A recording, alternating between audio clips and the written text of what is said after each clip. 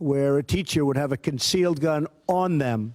They'd go for special training, and they would be there. And if you do this, and a lot of people are talking about it, and it's certainly a point that we'll discuss, but concealed carry for teachers and for people of talent, of that type of talent. So let's say you had 20% of your teaching force, because that's pretty much the number.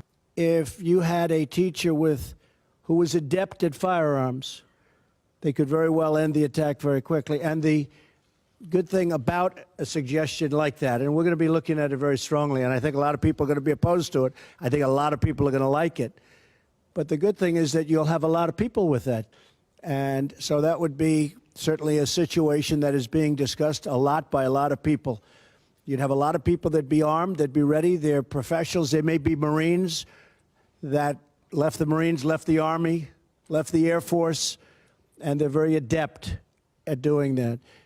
You'd have a lot of them, and they'd be spread evenly throughout the school.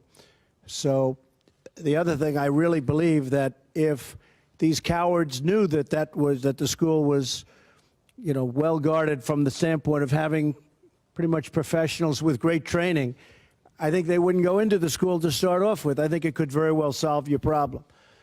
So does anybody like that idea here? Does anybody like it? Right? And do people feel strongly against it? Anybody? Anybody? Strongly against it? All right. I mean, look, we can understand both sides of it. And certainly it's controversial, but we'll study that along with many other ideas. Anybody else something to say? Yes, go ahead. What you just said is one of the most insanely idiotic things I have ever heard. At no point in your rambling, incoherent response were you even close to anything that could be considered a rational thought. Everyone in this room is now dumber for having listened to it. I award you no points, and may God have mercy on your soul.